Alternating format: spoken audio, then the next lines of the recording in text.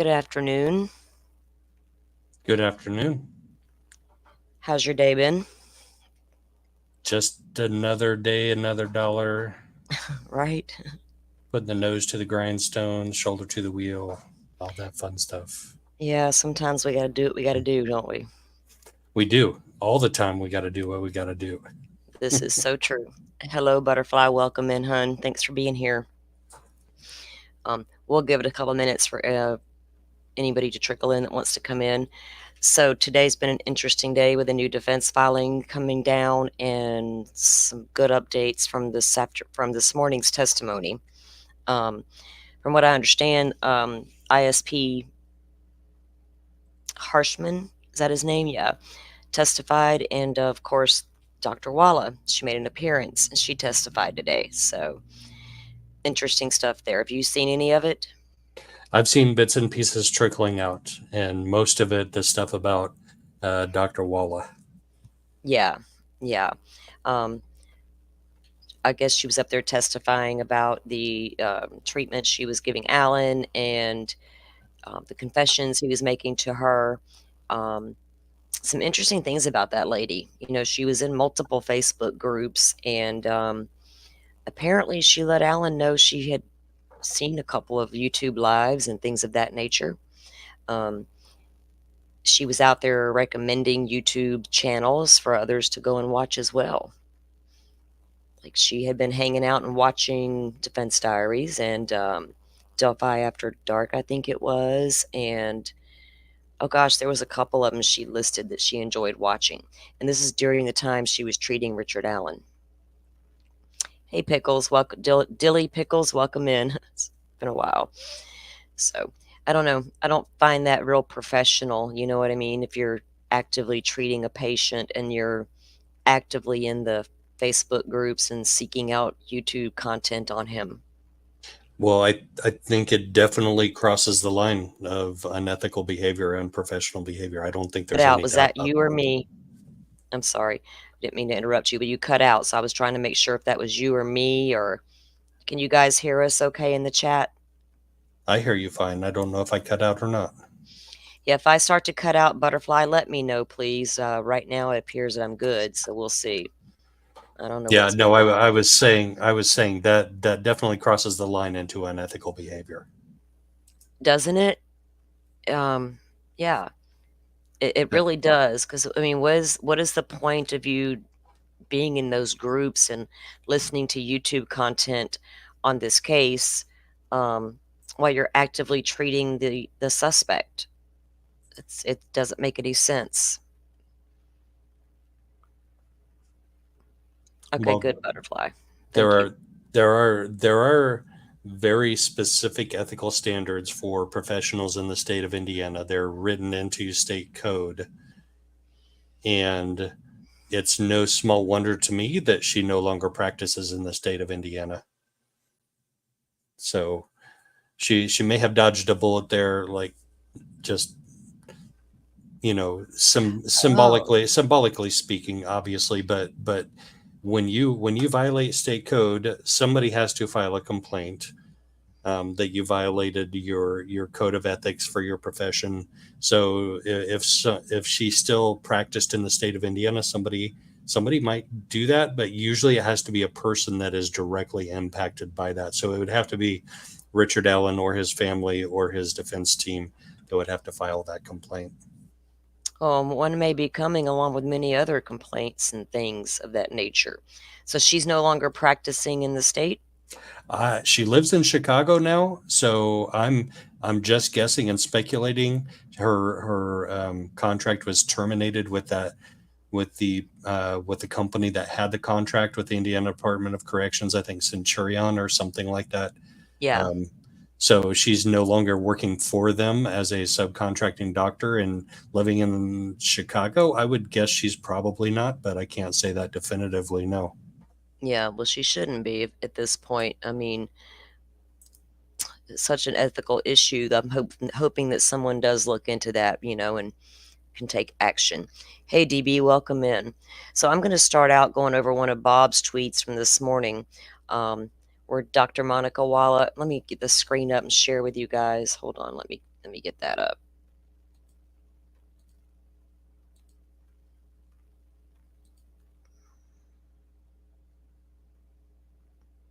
Yeah, so there were rumors circulating after the defense filed the out of state motion that Dr. Walla was not able to be located and they were having trouble serving that on her. But clearly, she was able to be located because she appeared as a state's witness today. So, Oh yeah, I mean you can't. I mean, come on, you. For everybody, when people were saying she's missing, I'm like, what does she do? Leave the country? Because they're gonna find her. Come on, it, someone's gonna find her. So yeah, she was obviously found, and you can't dodge that bullet forever, lady. So she's there today. So Dr. Monica Walla, this is Bob from this morning, was currently on the stand on direct. She is testifying regarding multiple confessions made to her by Rick Allen. Most notably the confession made on May 3rd of 2023, wherein he gave a narrative description of his activities in the day of the murders. Walla stated that Rick stated that he went to see his parents, that they were going to eat lunch and he wasn't interested. He said he picked up a six-pack of beer and drank three. The drank the other and then drank the other three later. Bob was typing fast, you could tell. Went home, bundled up, and went to the bridge. Followed up he followed the girls. He stated he did something with the gun, and that's when he must have dropped the round. He said he was intending on SA the girls, but a van startled him and he killed the girls, covered the bodies with sticks, and went back to the car and lived his life. Um, I also saw where the fumbling with the gun statement. He said he did that at the end of the south end of the bridge. Well, if that's true, the bullet would have ejected right there and not over at the crime scene. So we're going to see that in another update here when I look at the other one. But I don't think Bob had anything else out there since that particular one. And there's another one I do want to go over. Let me pull this up. Let me. yeah, that doesn't track with the crime scene.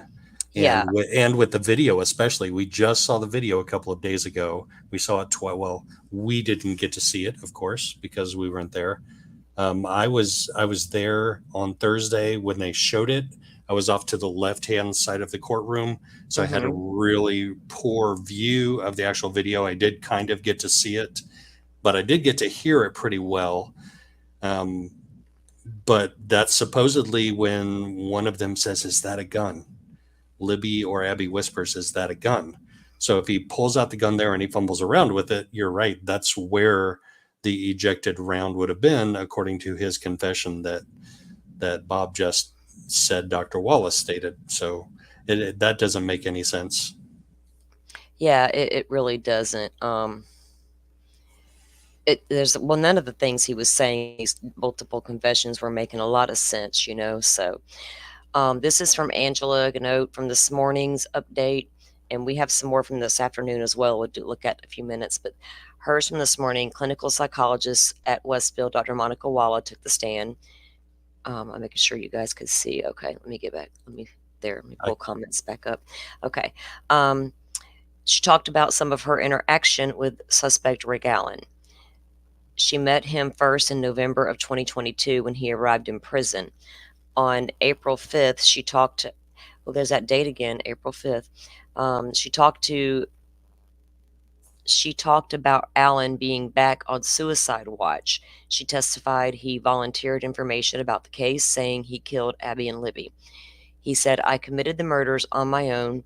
I made sure they were dead so they would not suffer. Well, they did suffer a few minutes there. We know that now. He said his intentions were sexual in nature because he believed his victims were between the ages of 11 and 18. He said his intentions were sexual in nature because he believed his victims were between the ages of 11 and 18, stating that you wanted the younger girls, right? He said he's been selfish all his life. He wanted to apologize and wanted to go back and change what happened. He claimed he had a history of child molestation. He also said he had a history as an alcoholic. And you guys see the banner there. We know the topic is sensitive, so It is what it is, and we'll try to be respectful. He claimed he had a history of child molestation, and he also had a history with the alcohol. Alluded to having a sexual addiction. He said he had remorse. On March 21st, 2023, in his prison cell, he committed to God and always had a Bible with him. He said he was glad he didn't kill himself and he was seeking forgiveness from his family. Dr. Wallace said she recognized manipulative behavior. Hey, true crime, grit. Yeah, Drew, I always say that backwards. True grit crime, welcome in. Spring of 2023, her diagnosis, he was experiencing her diagnosis, he was experiencing a brief psychotic disorder. She defined it as something that doesn't last more than a month, but found him to be in remission in May of Hmm. 2023. Isn't that You, convenient? Isn't that it, convenient? During this remission. during this period of confessions, he's psychotic, but all of a sudden he goes in remission from his psychosis. And that's possible. I mean, maybe she finally Mm, prescribed something for him that worked, but yeah. weren't most of these confessions in that psychotic period in April of 2023? Yeah, and you just don't go into remission suddenly from psychosis. What medications was she, what miracle drug was she prescribing this man? There's probably a lot of people who need to know what that was. Allen told Walla about what happened on February 13th of 2017. He said he visited his mother in Mexico, Indiana. He declined an invitation to go out for lunch. Instead, he got the beers and he drank 3. And he followed the girls to the bridge. So that would mean they had to be on the trail headed toward the bridge, and he was behind them on the trail following them toward the bridge. Okay. He told her, I messed with the gun. I guess that's when the bullet fell out. That's when I ordered the girls down the hill. See, we know, according to the state, that statement down the hill came at the south end of the bridge, long before you got to the crime scene. So he claimed he was fumbling with the gun right there, which would have caused that bullet to land there and not over at the crime scene. He told her, I already read. Okay, Alan told her he saw a man or heard a van. She said it was hard to make out what Wallace said. Now, I heard earlier that people were saying the van, but there's no way of us really knowing that yet. We'll have to see what Andrea and others have to say tonight on that. And that's what scared him not to rape the girls when he heard the van and got startled, I guess. He then said he forced the girls down the hill, across the creek, slashed their throats, covered their bodies with tree branches, and walked back to his car. Dr. Walla testified Allen seemed relieved to tell his story. If he died, he wanted his wife to know he loved her. Narrative saying, I just want to sign my confessions. Dr. Walla listened to a phone call between Allen and his wife, Kathy. Allen told Kathy, I'm going to spend my life in prison.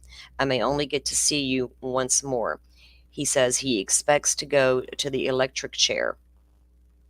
They have that in Indiana, Joe? I'm not sure if that's still one of our death penalty remedies or not. Or It used to yeah, be in Florida. We had old Sparky, but they long retired him because he just was not working out yeah. anymore. He was Well, too long. we have a federal penitentiary here down in Terre Haute, which is actually where Timothy McVeigh from of Oklahoma Hmm. City bombing fame was put to death. Oh, But yeah. Okay. I think that was by lethal injection, if I remember correctly. Right. I think most states do use lethal injection now, unless you're over there in Idaho and they run out. They got the firing squad, but I know Florida now uses lethal injection. We like I said, we retired old Sparky years ago. That's what it was called over here. Um, Dr. Walla listened to the phone call. Okay, I read that part. I'm sorry. Walla wrote in her August 3rd, 2023 report, Allen was afraid of dying and said, I want to go to heaven. Now, she does have a further update from this afternoon. Let me click that real quick and see. Uh-oh, look, DB, there you are. You're everywhere, dude. Let me There's another one that I wanted to share before that, though. Let's see. Yeah, the timeline is very interesting because if he followed the girls, we know that Kelsey dropped them off around 1:45 because her car was seen on the Hoosier Harvester video at 1:49. So 1:45 ish, she dropped them off, and let's see, 2:07 was the Abby Snapchat picture. 2:13 was the down the Mhm. hill video. So we'll see. It'll be interesting to see how Baldwin challenges that timeline. Oh, I know, he's already on top of things, so that's gonna be, and you know he's making note of everything that she's up there saying. So Max Lewis was reporting, she testified this morning, but there was interesting things in the thread. Um, those included confessions he made to her about killing the girls. At one point in early April, he took their lives. At one point in early April, he said he took their lives to preserve his own. What? Allen also apparently admitted to have a sex addiction and was on alcohol. Dr. Wallace said after Allen received discovery papers from his attorneys, he began acting strangely. She said repeatedly she believed it wasn't genuine and Allen was only doing odd things to get. And then he says at one point Allen was apparently eating his own poop. We've heard that. Um, Walla believed Allen suffered from situational psychosis. Y'all, we need to Google that. Situational psychosis. I've never heard it put like that before. So I guess the situation that he allegedly did caused his psychosis. Or was it the situation of being there in prison that caused it? I could take that two ways, doctor. In early May, Allen made his most detailed confession yet. He told Dr. Walla he drank 3 beers that day and then headed to the trails. He said he saw the girls walking and he followed them. He mentioned doing something with the gun. Well, we went over that part. Um, there was a statement in here where she talks about. I guess she was asked about her online activities. He saw the van and it scared him, and he made them cross the creek. Um, he talked about killing himself by jumping off his sink and snapping his neck. Now, y'all know that jumping off your bathroom sink to the floor is not going to do a lot to snap your neck. That's a crazy statement right there, isn't it? There's a lot of this that doesn't make sense to me just from the 50,000 foot level. I Googled really quick. I Googled situational psychosis. I don't come up with anything that matches that Oh, at all. There that is must. She got there, her a new diagnosis. right. There is brief psychotic disorder, and we saw from Bob's report that she did say he was psychotic. Bob said that she said that Rick Allen was psychotic, and then he came back out of it in May. But he was psychotic in April, which is when when he found religion, when he found God, and when he supposedly made most of these confessions, a lot of which were not About it. recorded. Um, Probably when Dr. Walla like got on Google real quick and dropped this on there or something. I don't know. Situational psychosis. That's so interesting. Yeah, there. Well, so I can't believe jumping off the sink to snap his neck is insane. Later, he told Walla, "I didn't do everything I said I did, but I killed Abby and Libby." Dr. Walla said Allen received discovery papers from the defense. During the month of April, Allen was involuntarily given his medication via injection. Involuntarily given it via injection. So, how many of them did it take to hold him down if it was involuntary? And did they tie him down? Did they put him in a suicide suit and strap him to the chair? I need a little context on what y'all mean by that because that's how you inject someone involuntarily without restraining them. They're going to fight back if they don't want it, especially if they're in psychosis. You know what I mean? Right, Okay. and then what was that injection? Was that Halidol? And we've heard quite a bit on Halidol. I think honestly, I think we should do a little bit of a deeper dive into Halidol if that's in fact what he was being involuntarily injected with. Yeah, it's a pretty hardcore medication. So we will do that because people need to understand what it is and what it can. what it can cause, side effects, and things of that nature. It's a pretty heavy medication to be on. I've never been on a medication like that. I wouldn't take it if they offered it to me. I'm like, I'm not psychotic. I have a little PTSD and some anxiety. That doesn't require Halidol. Um, I don't have depression, and so I don't know if it's just like something. I know people who have been depressed or suffer from depression have taken that kind of medication, but it's not something I would ever take. I've known for about 30 years about a lot of these medications, and that's a psychotic medication. But it can also cause psychosis in people. So there's that. That's why these pharmaceuticals I'm really iffy about a lot of them. He also tried to flush his Bible down the toilet at one point. I thought he found God. Why would he want to do that? Dr. Wallace said he was showing signs of improvement by late April. Well, she's a miracle worker, man. Hey, welcome in, woman doing just the tip. We're happy to have you here. Um, During cross-examination, defense attorney Brad Rossi asked right out of the gate why she no longer works at the DOC.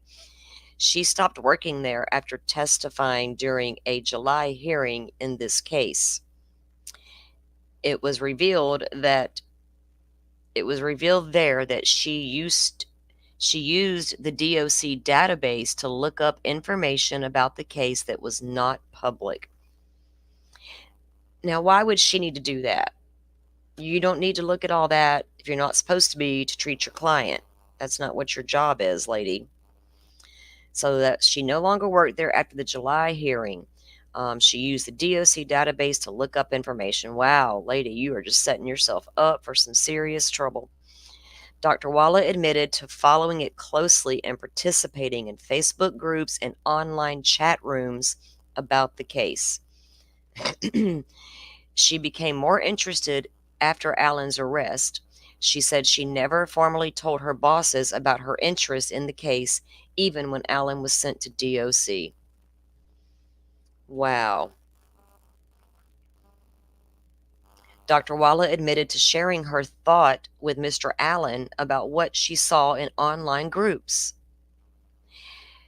Now, if she's telling him, now we all know there's some, yeah, online chat rooms, DB. Can you believe that?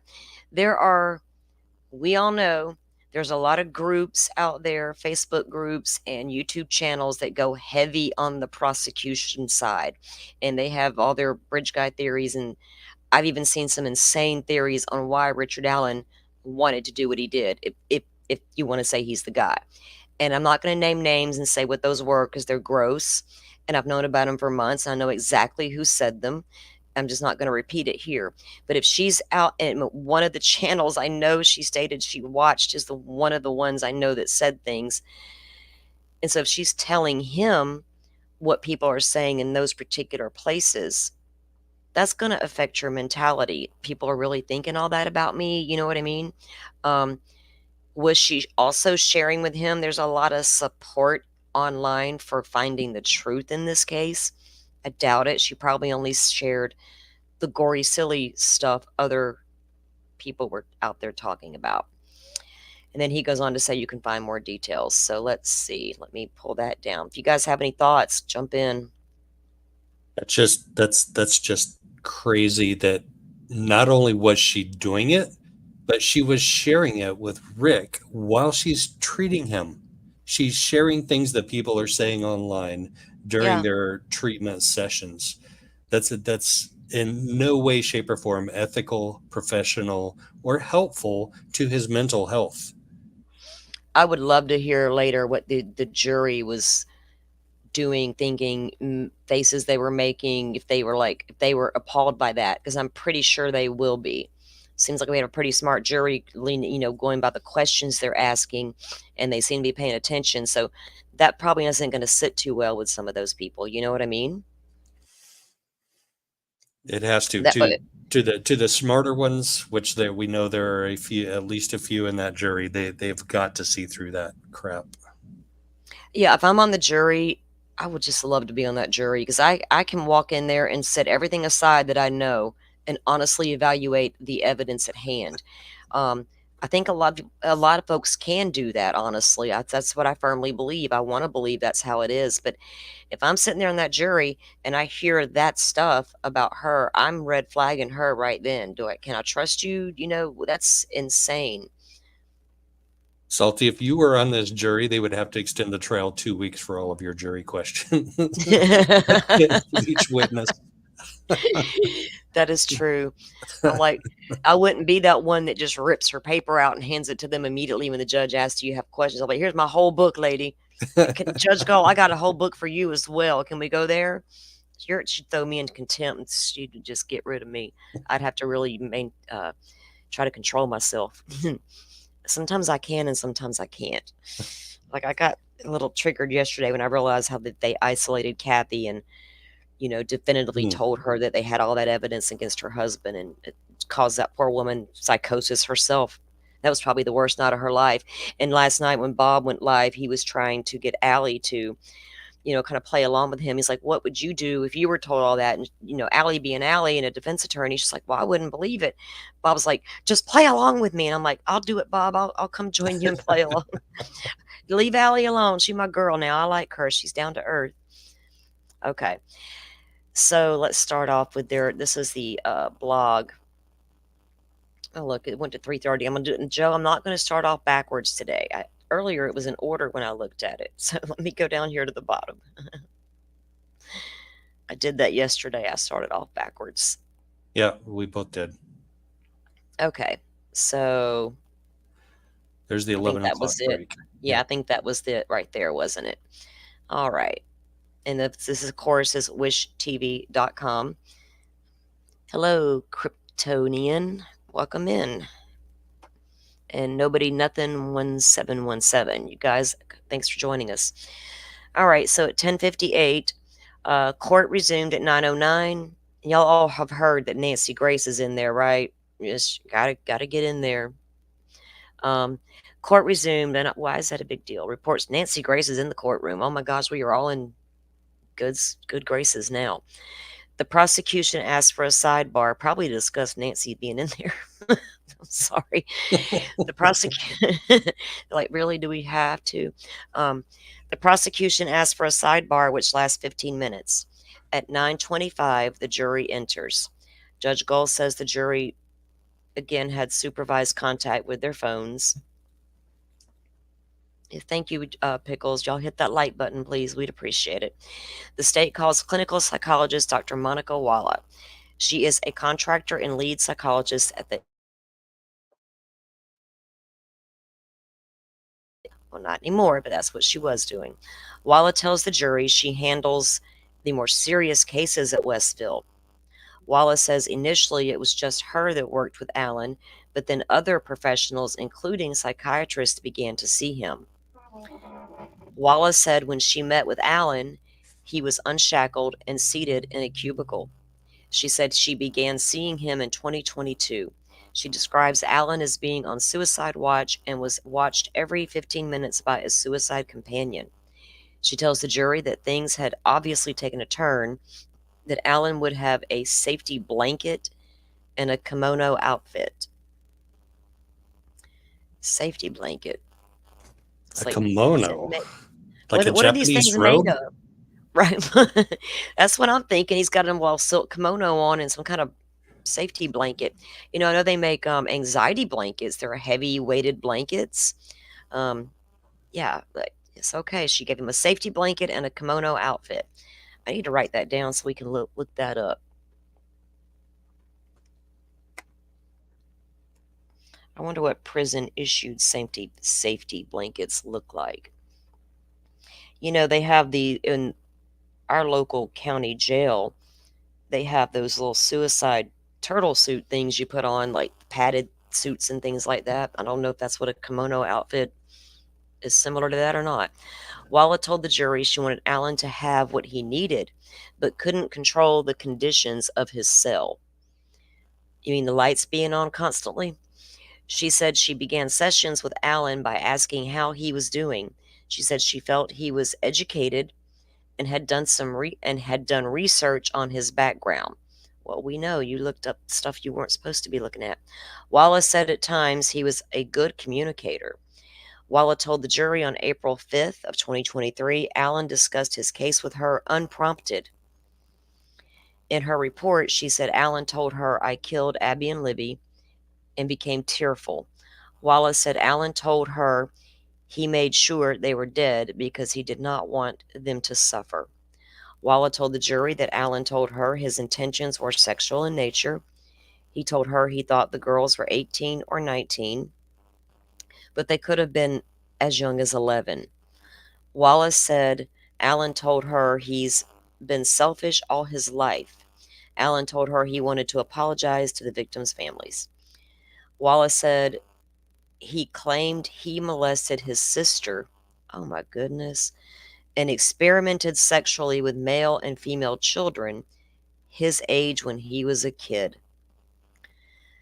Wallace said Allen told her this is where he thought his problems started. I was just glancing at chat for a minute. Wallace told the jury Allen said he had been an alcoholic twice since 2011. Um, he said he had been an alcoholic twice. I thought more, but you're still technically an alcoholic. You just don't drink anymore because if you do, you're going to fall off the wagon.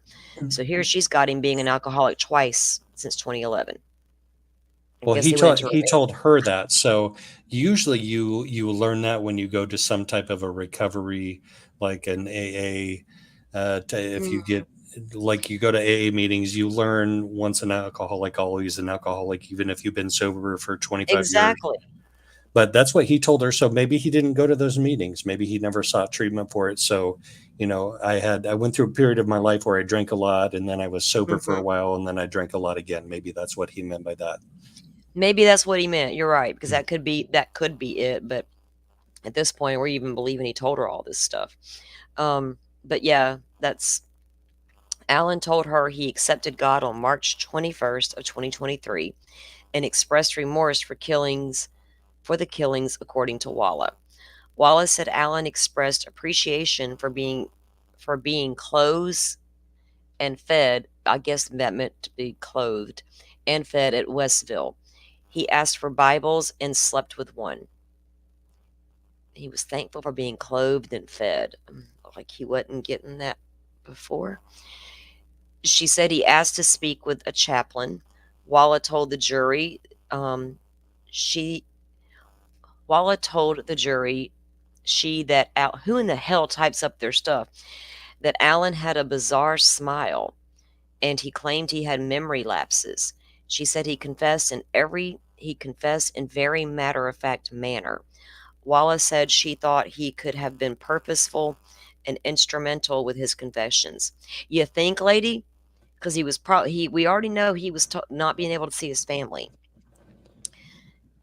Well, Or another way to interpret very matter of fact manner is detached. And if you're on certain medications, you're going to be detached, and things that you would normally react to in an emotional mhm, way, you will react to in a detached way if you're on certain medications or you're going through psychosis. So that's yeah, just very interesting wording right there. Matter of fact, yeah, because we saw his baseline in the interviews. Well, we didn't get to see them, but we heard about them in the interviews with Holman and the interviews before that with Mullen and Liggett. He was not detached. He was not matter of fact. He got incensed. He got livid. He got pissed off. He swore yeah, at them when they insisted on implicating him in the murders over and over again. So he was not detached then. Why is he detached or quote unquote matter of fact when he's confessing to Dr. Walla? It's not consistent with his baseline that we know. yeah, exactly. And right, he was probably grateful. Was he ever like denied clothing and food before? And suddenly he was getting it, and he was grateful for it. This just sounds like somebody that's trying to to ingratiate themselves with this person who may have some control over their life. This doesn't sound like, I mean, it sounds like he's telling her what he thinks she wants to hear. That's what it sounds like to me. I mean, just uh, Yeah. just on the outside looking in, I don't know. I wasn't there to hear the testimony, but it sounds like he's telling her what he thinks she wants to hear. Oh, yes, I'm so grateful to be fed and clothed. Like that. Who says that? Who's Well, who's if you I who's guess if you were denied those things before, you might say it, but yeah, you're right, the context of the conversation would be great, right? Um, and is he just saying things because he's saying them because he's really psychotic, or is these things he's been told before she got there? You better say this and that, or you're not gonna get that family visit you want so bad, or that phone call you want so bad. Um,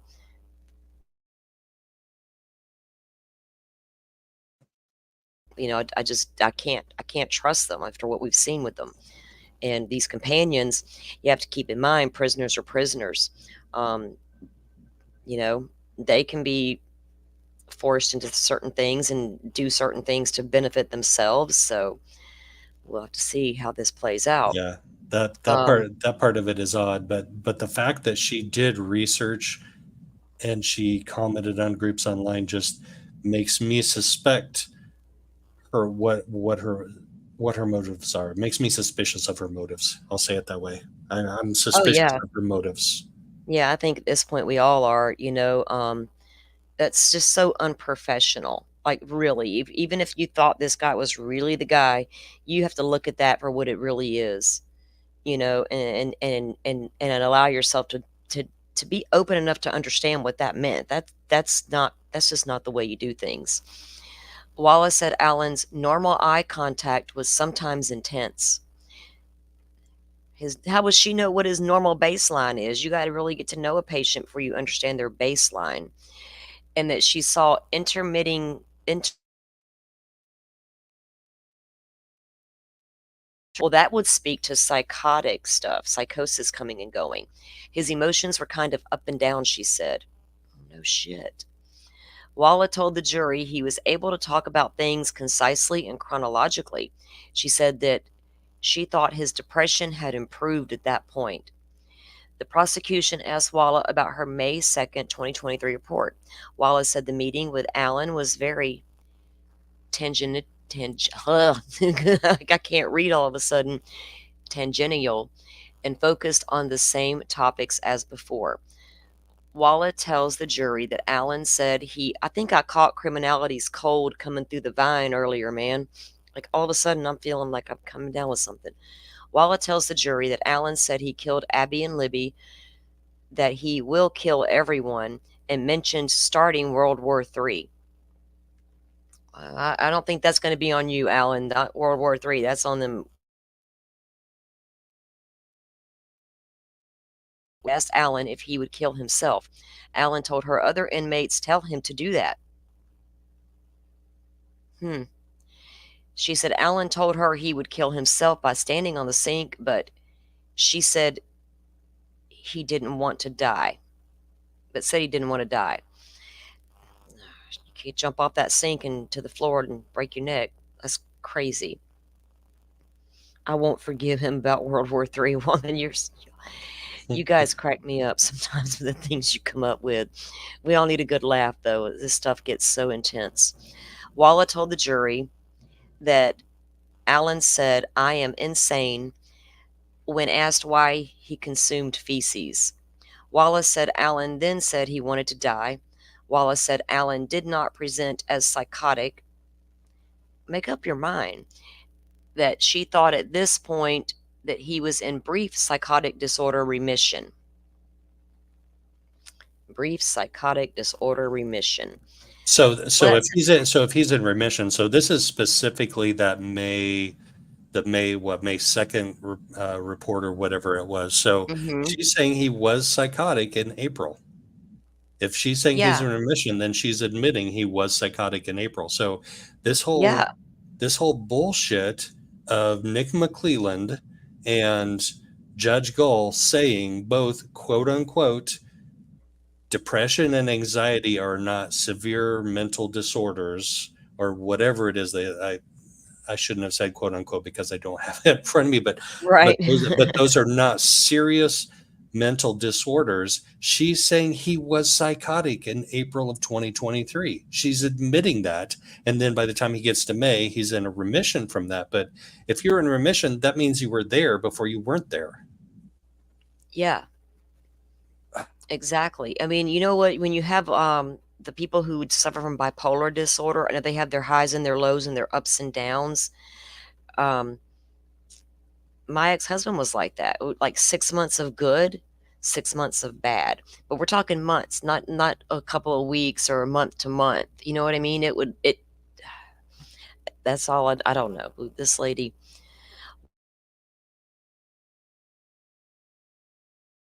him a television, but he declined. Your plastic see-through TVs. Walla told the jury that there was no indication of hallucinations and that Allen had disordered speech. Now, didn't she say a little bit earlier he was concise with his speaking? And Yes, now, that he was chronological. yeah, now he has disordered speech. What does that even mean? Wallace said, like talking in circles or tongues. What are we talking about here? Wallace said on May 3rd, Allen wanted to call his wife, but the call did not go through. Allen told her he went to see his parents on the morning of the murder. How come that call didn't go through? Nobody checked on that? Oh, I don't believe that. Allen told her he went to see his parents on the morning of the murders. He drank the 3 beers and went to the bridge. He told Walla he saw the girls, that he wanted to rape the girls. Allen said he cut their throats, saw a man, and got scared and covered their bodies with branches. So now he's reporting that he said he saw a man, not a van, but a man. So I'm so interested to hear the take from Andrea later this evening. She, even though it's a struggle to hear in there, she seems to be doing pretty good with the hearing in there. Um, man, so, how if you saw a man, if you're on the south side of the bridge and you're about to take the girls down the hill, where's this man you see? Who is it? Where is he in relation to where you're at? You know, is he back behind you, or is he down there on the private drive? Is he sitting over in the woods watching? Is he coming down the bridge himself for a stroll? Many questions to be asked there. At some point, he said a bullet fell out. Wallace said Allen told her he went to his car and continued to live his life. Now, they got to explain how that bullet got down there. They were saying to him and Kathy about that bullet. And now so they got to have a reason how that bullet got out there. But from what he is describing, that bullet fell out at the south end of the bridge. Right. And it didn't cross the flooded Deer Creek with them at Right, 2:30 p.m. on February 13th. I right. mean, I still want an explanation for that. I still want to know how he Well, took two girls that were about his size, and Libby was about his size, and Abby was his height, not his weight. But I mean, two girls, and Libby was a fighter. How he got them both across a flooded creek with a loose round that just suddenly appeared between them on the other side of the creek. Okay, we're going down yeah. rabbit holes again. No, no. I mean, I mean, none of these are making sense because I'm telling you, if the man wasn't psychotic, and he was fine and he could verbally communicate and all the normal things they're trying to claim he was at certain points, you need to sit down and get your formal, clear confession at that point. And that never happened. Is it because they didn't want him to confess? They could take him to trial and put him to prison for the rest of his life. You could have done that with a confession. You Well, could still sentence him to life. that makes me curious. That makes me wonder. So while Dr. Walla is testifying on the stand about what Richard Allen told her in several different sessions a year and a half ago, did she take session notes? Is she refreshing her memory from session notes, or is she just speaking from her own memory?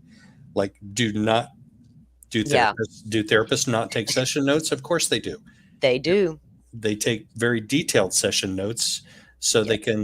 they can keep the treatment consistent the next time they see whoever they're Hmm. treating. They So have to. Yes, you're right. They have to get your baseline. They have to see engage you to where you are in your struggles.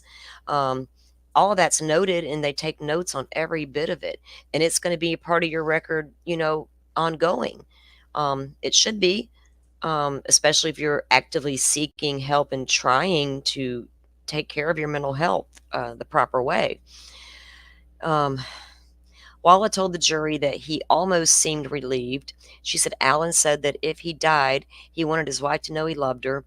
Wallace said Alan kept saying he didn't want to miss Easter.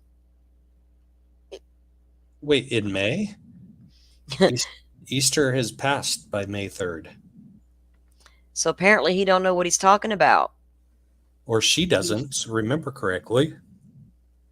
Well, there's a lot of, yeah, she may not remember anything. I wonder if she made all this up last night before she got on the stand. Wallace said Alan had no psychotic symptoms at this point. Wallace showed a document from May 5th of 2023 that showed that Alan went from being constantly watched to being closely watched. Were they documenting those watches at the prison? I guess that's where she got that from. Because how else would she know it? If she's not there constantly, she would have to see that in a report, right? So from May 5th, yeah, a document from May 5th of 2023 that showed that Alan went from being constantly. Now, when were those guards ordered to remove those patches they were wearing? I was just looking at that 2 nights ago. I need to break those dates down. She said Alan went back to being watched every 15 minutes and that this signals improvement. So you're watching him again every 15 minutes and that's showing improvement? I'm confused about that. The jury was shown a document from May 9th in which Alan said to Walla, I just want to sign my confession. Wallace said Alan mentioned self-harm, snapping his neck, and planning his last meal. Wallace said he did not indicate that he was exhibiting psychosis symptoms. I would bear. I would. If you're talking about self-harm and snapping your neck and planning your last meal, I think you may be presenting psychotic symptoms. Unless she's trying to say he was totally sane when he was saying all that. He's just preparing for the future. Another report from May 10th is shown to the jury. Walla told the jury that this visit began okay, but Alan was upset he couldn't use a phone. Walla got him a phone and he called his wife. Walla told the jury she left the room, but that Alan said that he wanted to call her back to say he did it. Walla told the jury that Alan called and asked if his wife and family loved him. I killed Abby and Libby, he said on the phone, according to Walla. Walla told the jury that his wife Kathy told him, stop saying that, and the phone shut off. Walla said Alan told her after the call that Kathy did not believe him. Walla said he was affectionate to Kathy on the phone. Port Kathy's been through it, man. The next report shown to the jury was from May 11th of 2023. Wallace said Allen started the meeting by saying he wanted closure and wanted to apologize to the families and that he wanted to go to heaven and wanted to die and say bye to his family. She told the jury he indicated he felt his family did not want him to contact them. And then the court went into recess. Okay, that was the 11. Court resumed at 11:08, and Dr. Monica Hold on. Walla, go Hold ahead. on. Let's look at this statement from one of the guards at Westville Correctional Facility.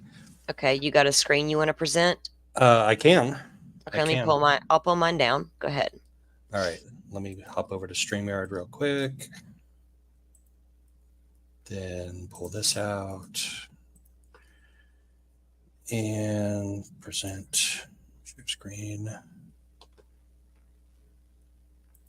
There we go. Oh, let me grab it here. Okay. All right, take it away, Joe.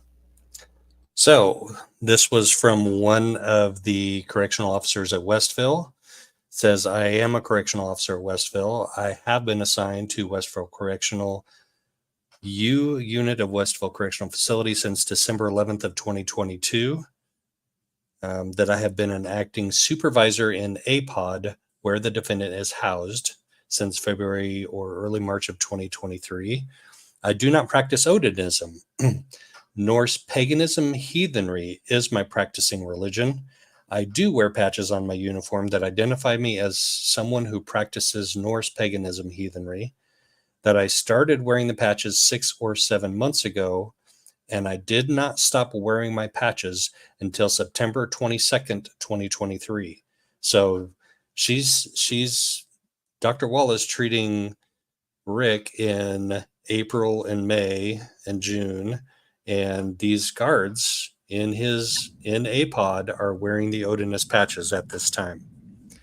I did not stop wearing them until September 22nd of 2023 when ordered by my command to remove the patches. The patches do not represent racism or hatred for anyone. I am not a part of a cult.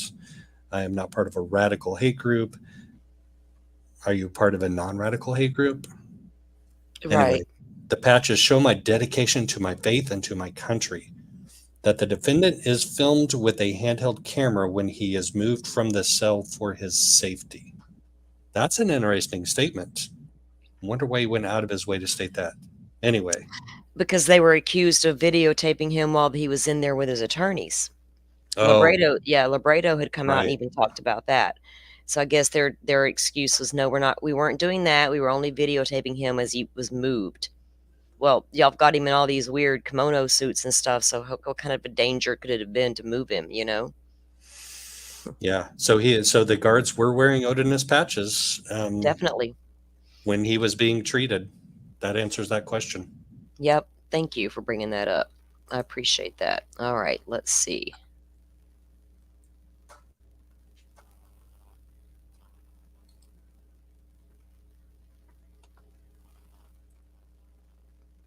Oh, I was about to push the wrong button. Okay, where'd it go?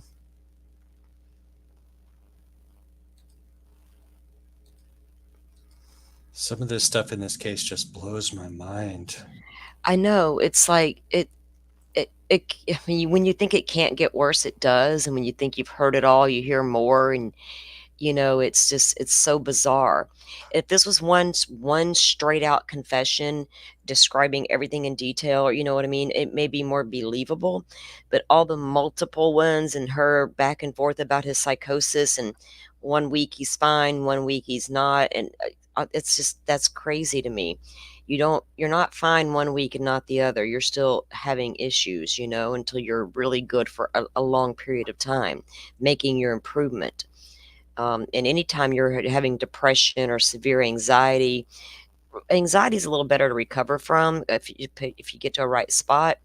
But there are certain conditions it takes time to improve. Medications have to get in your system, and they tell you when you start taking some of them antidepressants and things like that, you got to give it a good 6 to 8 weeks. You know what I mean? For these things to get in your system and to work. And a lot of times, a lot of people have to go and get meds adjusted. They may be too strong, a little too weak, things of that nature. So it's a song and dance for a while until they get you stabilized and find the right treatment plan and the right dosage of medication. Why do I know more than this lady? The prosecution asked about Allen's, I'm sorry, did I already read that part? The prosecution asked about Allen's physical appearance in November of 2022.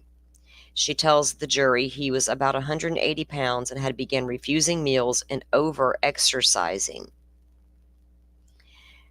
Is that why they claim? Now, look, when he made a few court appearance, when we finally emerged, Rick Allen emerged into court wearing the dirty clothes, unshowered. We already had heard that they were only letting him shower, 3 times a week. He was real thin. Um, Yeah. Well, And if now, I'm ever in prison for that long, I'm going to come out looking like Nicolas Cage in Con Air. well, yeah, but I think they're trying to say he looked the way he did because he refused all those meals and he over exercised. You're going to lose a lot of weight if you're over exercising and not eating proper meals. It it's not going to work. Right. Positive at first. Well, a little good exercise is always healthy, and they do recommend it. Yes, and for people with anxiety Oh, and depression too, it provides an outlet. true crime grit. Am I saying it backwards again? True grit You crime. I did. don't. I don't see that. I'll get it right one day, girl. I don't see that you said anything improper, hun. If you did, we would know. You're good. Um, Waller references another report. She said Allen was mindful not to miss the fourth meal. Wait a minute. Did I? Why would he miss? Okay, first he's not eating. Okay, hold on. At first, the exercise seemed positive. Walla tells the jury that if you miss 3 meals, they don't report. If you miss 4, they have to report. She said Allen was mindful not to miss the fourth meal. The fourth meal of the day, the week? Yeah, Are we getting four in a meals a row. day? No, no, no, in a row. So you can skip one day of eating, Okay. but you can't skip breakfast the next day. Oh, so he would go 3 meals in a row, skipping, and then the fourth time he was offered a meal, he'd be mindful enough to eat that one. Yes. Oh, good Lord. Just the fourth one, he made sure he got that fourth one in there so y'all wouldn't. Oh Lord, oh my goodness, wow. I Well, wonder if the I jury wonder is what the the jury consequence. scratching their head like we are right now. I'm sorry, Joe, go ahead. No, I just said I wonder what the consequences are. I mean, he's already being treated for, mental emotional disorder, whatever you want to call it, depression, anxiety, psychosis now. So in April, we know for sure he was in psychosis in April of 2023. He's already being treated for that. What can the consequences be for missing that fourth meal? Do you get extra solitary confinement? Right, and remember earlier they stated he was thankful for the clothing and the meals, Right. and now you got him not eating but every fourth meal. There's some wishy-washy witchery stuff here going on. All right. Um, so he was mindful not to miss his fourth meal. Waller references another report from November of 22, November 10th of 2022. She said Allen said he left or he felt he was a burden, didn't understand who he should be speaking with about his case because he had not been assigned a public defender. Remember, I wrote the letter to the courts asking for his public defender because he at first said he would, get representation. Then he realized it costs a lot of money and things of that nature. And so now he's telling her November 10th of 2022, and he was arrested in October. So a month later, he was still trying to get a public defender assigned. So we're going to send you straight to prison within days of your arrest. And then a month later, you still don't have a public defender assigned to come see you. Okay, duly noted. The next report shown was from April 7th of 2023. Walla told Allen that he had confessed. Walla told Allen that he had confessed and told him it was not in his best interest that it could get to the media. Who leaked it to the media, Miss Walla? Was that you and your Facebook groups? Walla told the jury that she felt like he was being more blatant with his confusion. She said she felt he was purposeful being that way, faking it. Walla told the jury that Allen said that he didn't sign anything, right? The next report is from April 10th of 2023. Walla tells the jury that she noticed faking symptoms. She said Allen was naked during this meeting, that there were papers on the floor and was doing unknown things to his penis and talking about his wife. Do what? What? Joe, Good Lord, y'all. Let me take a breath.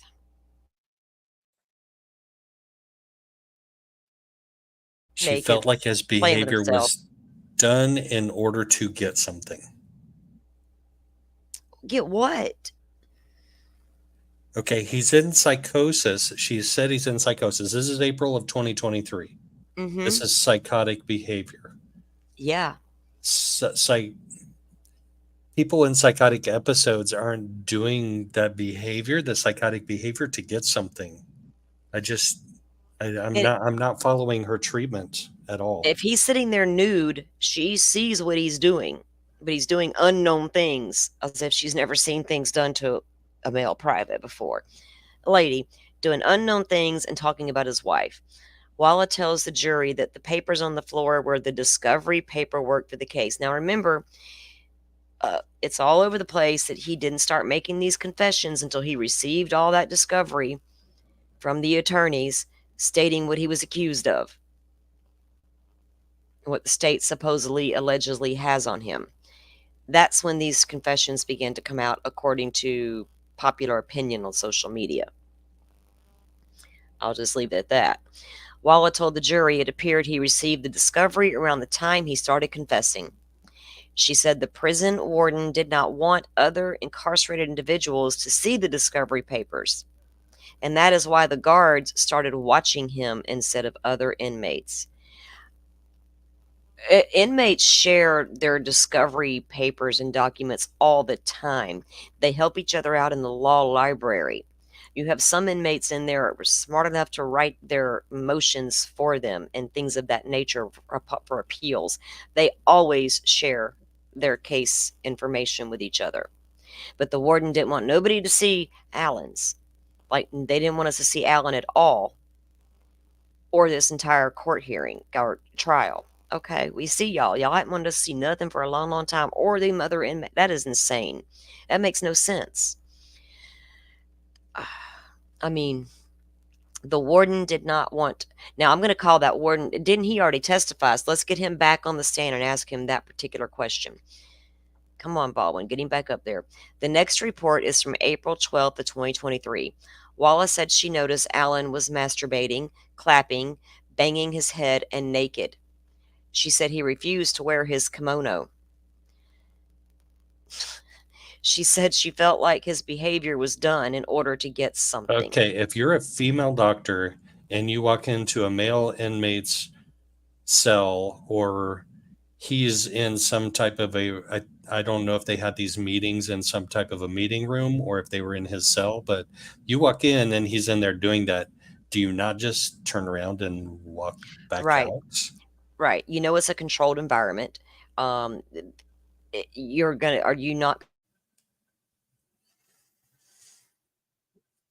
in that room with him? You need to put his kimono back on him.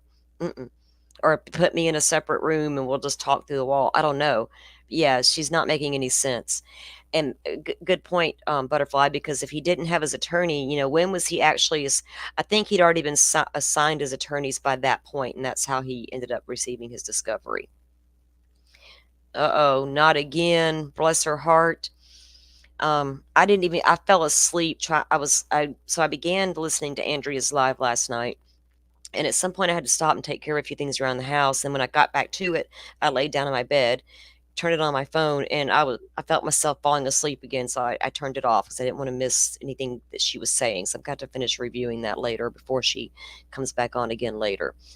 Bless her heart. I feel her because I was feeling the same heaviness that she's, and I think we all are at this point. At the end of the day, when we start hearing all that's coming out, by the end of the day, it's just so heavy, it's draining. And bless her heart, she's there fighting the crowds to get in. And Nancy Grace now, on top of that, Nancy better not beat Andrea into that courtroom. We have to file some motions about that. Mm-mm. You don't get dibs, Miss. I wonder if Nancy stood in line herself. I'm gonna have to ask Lauren, because Lauren was standing there when Nancy Grace put a picture on Twitter about being in line before daylight, and I could see Lauren from Hidden True Crime in the picture. So was that you, Nancy, or was that a producer or a young intern you had up there holding your spot? Yeah, Andrea gets line sitters. I think that so does lawyer Lee right now. They're helping her out as well, and Lauren from Hidden True Crime. They're all getting a little bit of help, and fortunately they are. You know, I hope Bob gets a little help because the poor guy. I think he needs a little sleep too. Bob It's is actually sitting with the family with Kathy's family. Kathy good. invited him to sit, so he has a Yeah, reserved seat. He just has to get his butt out of bed in time to get there. He missed one morning session, and I'm never going to yeah. let him live it Well, down for that. yeah, there was a hearing, oh gosh, months ago that he was able to attend, and Kathy was there and she sat in front of him. And this is before, social media began to come at him for being a shill for the defense. But during the testimony that occurred during that hearing, he really felt for her. It was genuine, you know what I mean? It wasn't just Bob Mata, our defense attorney, coming out saying radical stuff. The man really felt genuine for her. And you have to, not just her, but the other families as well, the mothers. And, this is about Abby and Libby. And I know that it's affected everybody involved. And it just like it has Kathy. But Kathy was getting lost. With all the feelings for the family, you know what I mean? And I'm not throwing shade at the family because I do support them as well, but I also support her. Regardless if he did it or not, her whole world came tumbling down when this happened.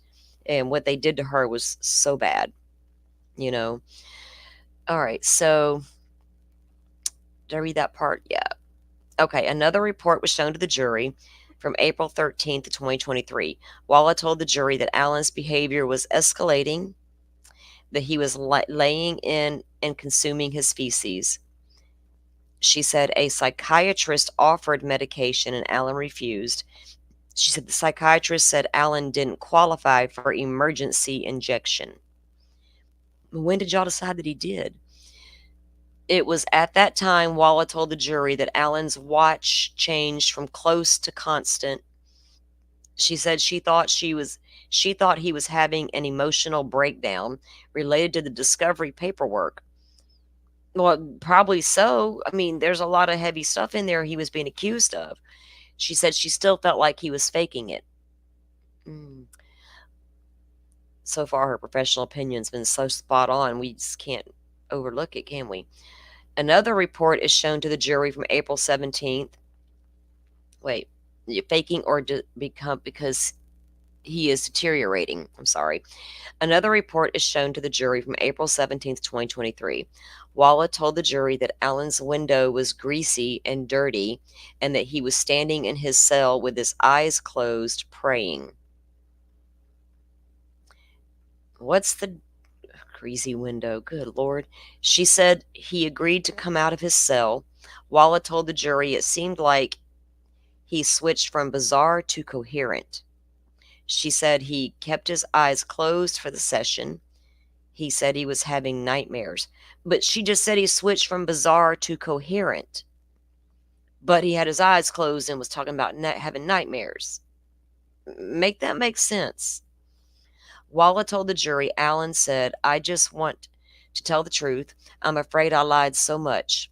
She said Allen told her he did vulgar and disgusting things. Walla said Allen told her the last thing he remembered was falling asleep and activating nuclear war. Wallace said his words were disjointed.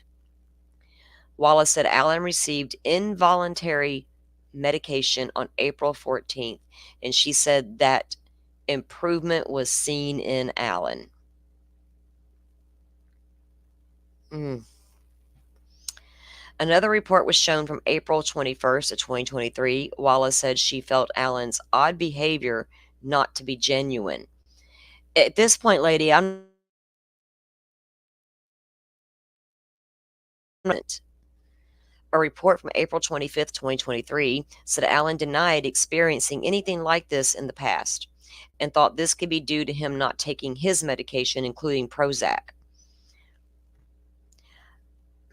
Walla told the jury she advocated for Allen to visit his wife, which is not typical for patients in Westfield Correction Unit. She said Allen continued to ask to be transferred. Well, no shit, he continued to ask to be transferred. Look what was happening to him. You mean it's not normal to allow prisoners to see their wife? Since when? I Well, thought they have, like, a standard of rights and here. like I said last night, he's not even a convicted criminal. He's in pretrial detention. So what rules? I mean, he's not even getting rights afforded to convicted felons. No, not at all. And like Emma just pointed out, if he's faking, why prescribe him medication? And why give him these, injections when he didn't want them? That don't make any sense, does it? The next report, okay, so he was asking to be transferred. The next report shown, now I understand Labredo a little better when he came out talking about this. Um, the next report shown was from April 28th of 2023. Wallace said she observed Allen on his bed naked and the cell smelled, and he asked for a shower. I'm sure he did, because y'all had been denying them before, apparently. She told the jury that his awareness on his smell on was a good sign. So he came so he's dirty and now he's aware he stinks and wants a shower, and that's a good sign. Hmm. She said Alan told her he had not been showering because he was selfish. She said he went on about flushing the Bible down the toilet. She said, I didn't see him as psychotic. It was possible he was severely depressed. I think y'all were already giving him some pretty heavy drugs at this point. You just not told nobody. So at 11:53, the defense began to cross-examine Miss Walla. This should be good. Defense attorney Brad Rossi asked Walla about her career history, and Walla said that she no longer works with the IDOC, and she is now working at a different facility through a contractor. Rossi tells the jury that Walla was following the Delphi murder case far before treating Mr. Allen, that she followed the case on Facebook through podcast, and Walla agrees. Yeah, that's our new slogan for this case, guys. Razi tells the jury that Walla used the IDOC database to find information about the case and that the IDOC is investigating her for that. He says this is why she is not at the IDOC right now. That's going to put reasonable doubt alone right there. Thank you, Mr. Baldwin, or Mr. Razi. Excuse me. I don't mean to get y'all confused. He tells the jury while it was contributing and recommending on social media where to get information. And she certainly was, because R&M, Angela, shared a tweet this morning showing her comment to somebody who asked about where can I go get good information on the case. I don't want to just watch these rambling theory conspiracy channels. And she lists several great ones, because criminality was one, but that's, she's awesome. So I don't understand why anyway, that's what she was doing. Um so he tells the jury Walla was contributing and recommending who to watch to get information in 2024, earlier than 2024, excuse me. Rozzy tells the jury that Walla was commuting 2 hours every day to Westville for work and listened to Delphi podcasts on the way there. I guess she had to balance her Gray Hughes and the other guy I won't mention by listening to criminality and people who were trying to bring the facts as we know them. At some point, Rozzy said she shut all her social media accounts down. Walla tells the jury that she told IDOC of her interest in the case whenever they found out Allen was coming to Westville. Rozzy says she did not. Even if you had okay, so if you told them that, I don't believe it, lady. I don't believe it. I believe Rozzy. He tells the jury that Walla was sharing her thoughts with Allen while he was in custody.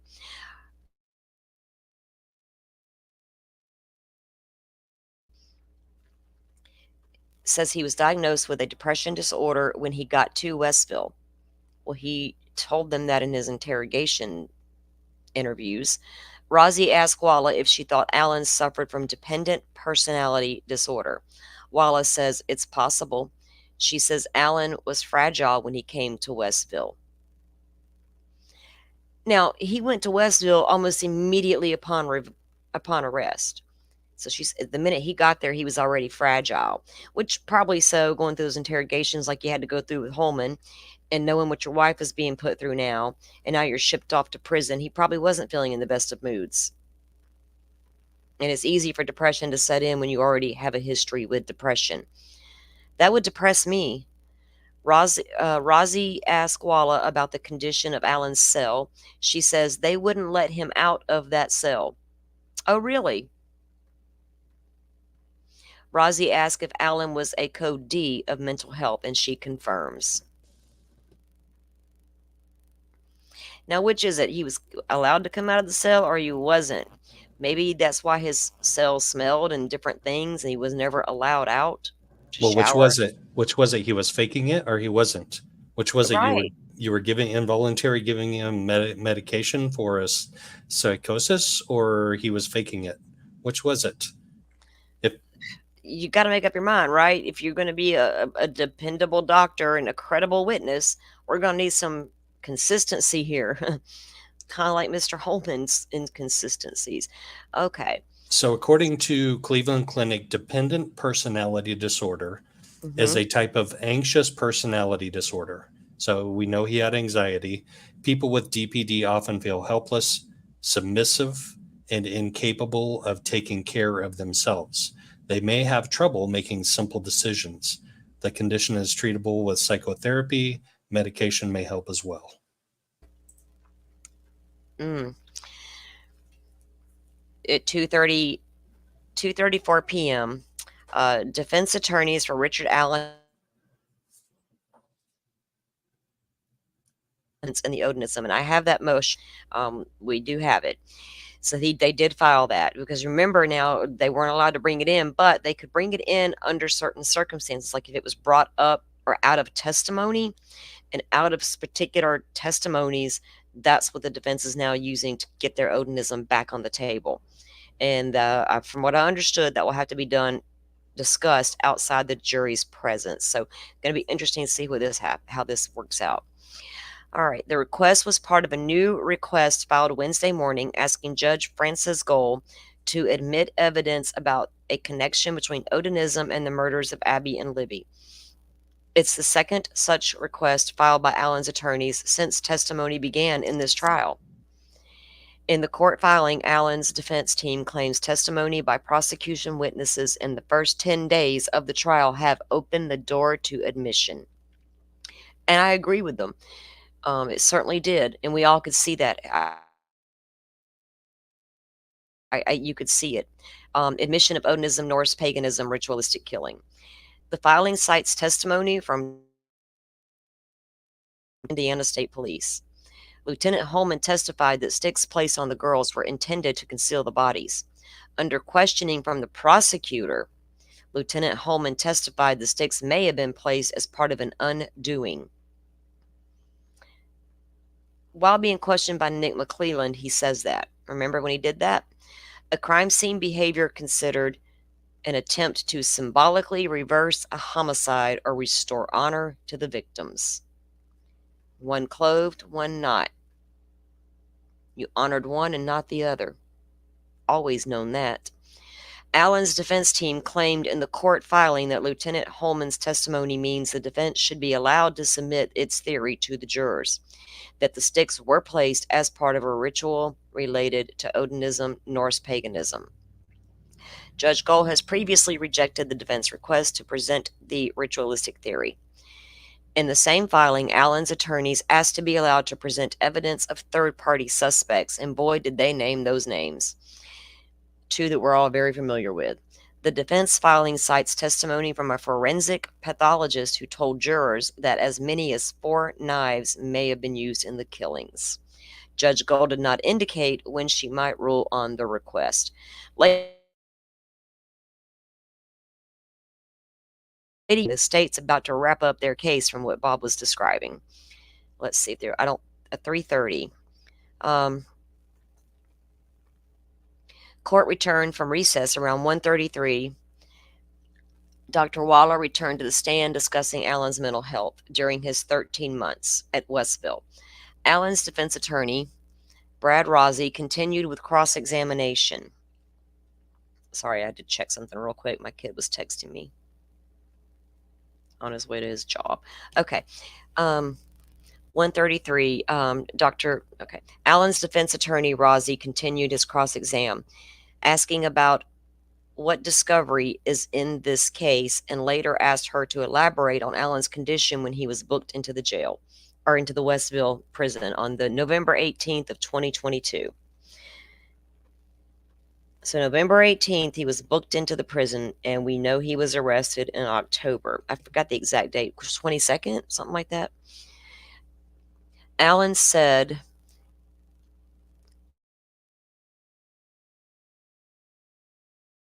one was considered a safe keeper, which is an inmate transferred from jail to prison without a present conviction. How is prison safer than a county jail? You, I guess they don't have a little room to put him in all by himself, and in one cell they got whatever. She added there may have been other safe keepers at WCU. Really? But they didn't stand out. What? There may be other safe keepers, but they don't stand out. Like he did? According to Walla, Allen did not have orientation or training when he arrived. Is that a direct violation of his rights there? Now, we know that at one point, was it Cass County? I may be wrong. At one point, when the defense was filing for the transfer on this motion that got him sent to prison, another county offered to take him, and they were told, no, we're going to keep him where he's safe where he's at. We got this. And then when they moved him from Westville to the Wabash, he was moved further away from his family and his attorneys, even further away from them, instead of bringing him a little closer to home. Good Lord. Walla described his counseling cubicle as a 3 foot by 3 foot, 3 feet by 3 feet. Rossi called it a cage, and so did Labredo. It's all we have, Wallace said of the cubicle. Now, if y'all are equipped to, or you're going to now say y'all don't have adequate space to keep them, but you were the better choice. Again, make that one make sense, lady. Mr. Warden, Mr. Carroll County. I just, wow, guys. It's all we have, she said. Walla confirmed that Allen's transport in the cubicle, or dog cage, as Rossi put it, was not a pleasant experience. Now, Walla confirmed it. Okay. In December of 2022, Walla said Allen pushed for his innocence. In a later report, Allen told Walla he could not get a toothbrush from the commissary and could not visit his wife. He said he felt, sorry, I gotta,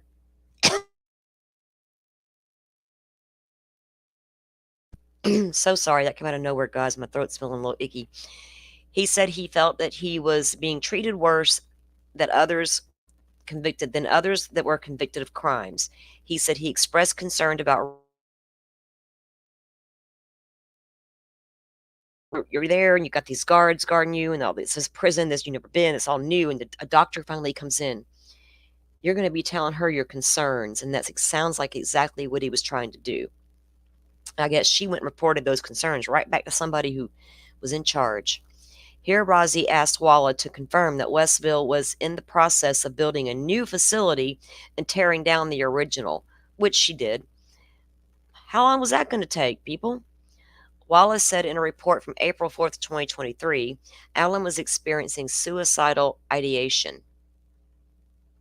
So you go from November to April, all these changes are occurring. She ruled that Allen had a grave disability. Now, okay, now he's got a grave disability when before she said he was good to go. And he was in and out of psychosis or whatever. Well, not only her, but McClelland and Gull both said that his mental state was not a serious mental disorder. But here we have the doctor on the stand contradicting that verbatim, saying he had a grave disability. That's a direct contradiction of Nick McClelland's opening statement in the motion to suppress the confessions, and that's a direct contradiction of Goals ruling on that motion. You're right. Grave It, disability is the exact opposite of what both of those people said about Rick's mental state.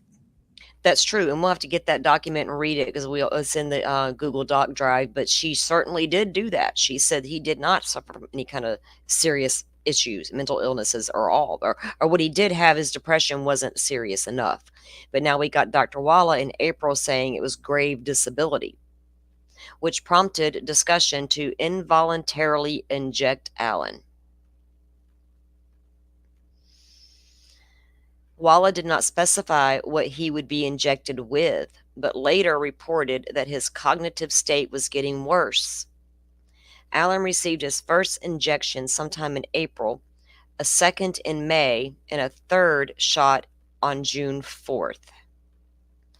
According to Walla, the shots were supposed to last for 30 days. What in the world are you giving this man that's supposed to last 30 days? What kind of miracle drugs you got in your toolbox, Miss Walla? Rozzi told the court that Allen confided in him that the shots weren't working. That's what he told his attorney, and added on May 18th, Allen had two black eyes. Walla continued saying Allen's third shot was different from the first two, this one aimed at stopping the head banging. Wow. What? Okay, are they going to ever get to what they were giving this man? Let's see. Walla said Allen's eyes were bulging. Rozzi added that they were bulging out of his head as a result of his depression. In August, Walla noticed Allen's eyes were no longer protruding out of his head. That could also be an indication of thyroid disease, lady. You ever heard of Graves' disease? Just asking. They had been bulging, protruding out of his head like they had been the past 4 months.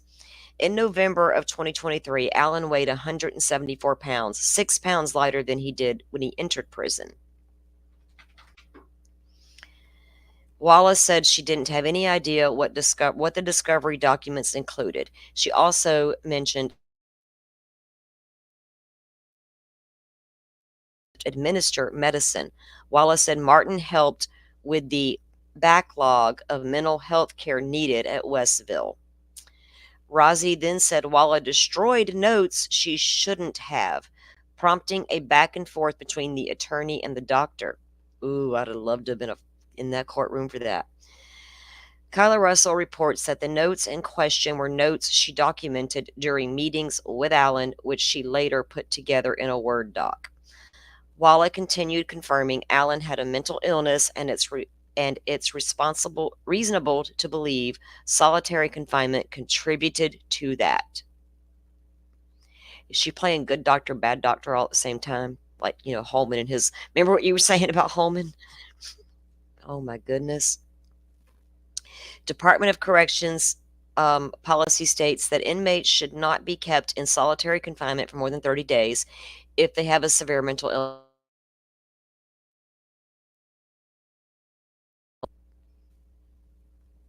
Walla told the jury she questioned the authenticity of Allen's behavior in prison, when then admits that she now questioned if Allen was faking it.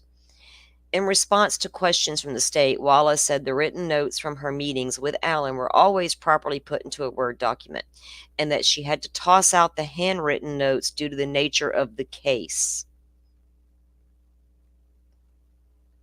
Was she afraid someone's going to break in her house and steal them? Or her office? Pull him out of his file?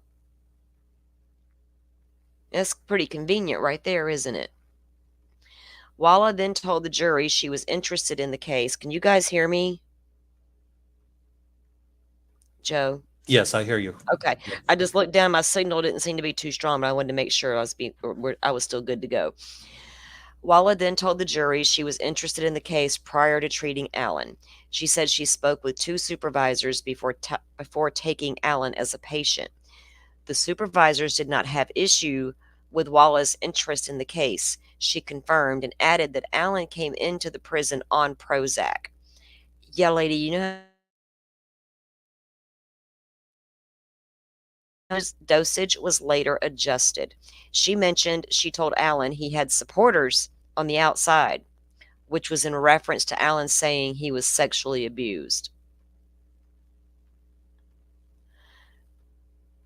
Read that again. She mentioned she told Allen he had supporters on the outside, which was in reference to Allen saying he was sexually abused. I've been in a lot of places researching this case and watching a lot of people talk. I've never heard anybody talk about Allen claiming he had been sexually abused or abusive as a child. But she's telling him there's people out here supporting that.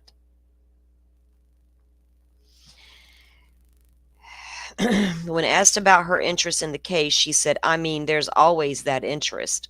She added that she looked things up on the database for personal reasons. Wait. She's not Rick Allen's wife or mother or sister or girlfriend. She doesn't have a personal relationship with him. How does her looking things up in the database about him equate to personal reasons for her? That makes no Exactly. sense. No sense. No wonder they didn't want Walla to be found. I mean, the defense did, but I don't think the prosecution wanted her to be found. Lord, you don't. Walla then admits to visiting the High Bridge in Delphi, the infamous bridge on the Monon Trail where Libby and Abby were last seen before their deaths. Now, many people have visited there. I've visited through YouTube videos, but man, lady, you're a doctor. You try. So she went there to take a look around for herself.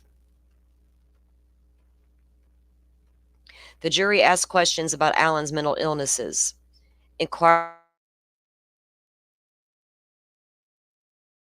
over time, and if he knew the consequences of not eating 4 meals. Wallace said psychotic symptoms of the disorders can reappear after going away, and Alan did know the consequences, saying they discussed it at one point. Right, Butterfly? She needs the meds.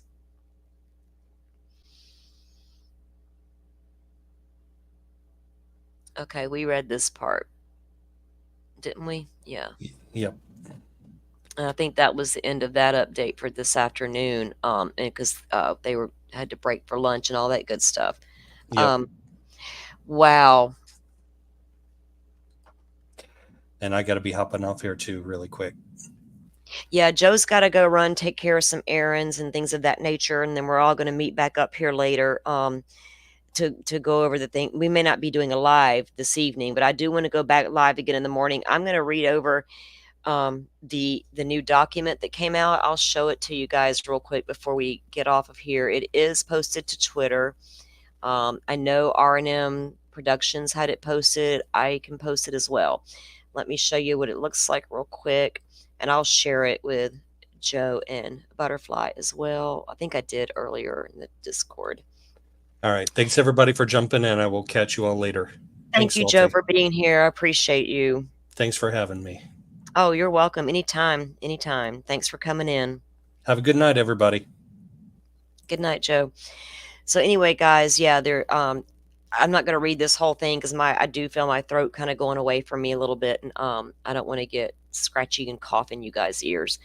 But there's some very important things in here, so I may come back later and do a live in a little while before the court ends and the other guys get out and start doing their lives. I know we all like to join, listen to what they have to say about what went on today. But here's the gist of it. So they did file a motion today asking to bring in their third party the third party here. On October 23rd, the defense has previously filed the motion to bring in the Norse pagan ritualistic killings. Since October 2024, the motion was filed. Additional evidence has been elicited through testimony and other evidence that opened the door for the defense to bring in evidence that third party suspects, Elvis Fields and Brad Holder, were involved in the killings. They talked about the testimony of Dr. Core. They talk about the testimony of Holman. They talk about McClellan's redirect, Dr. Perlmutter and her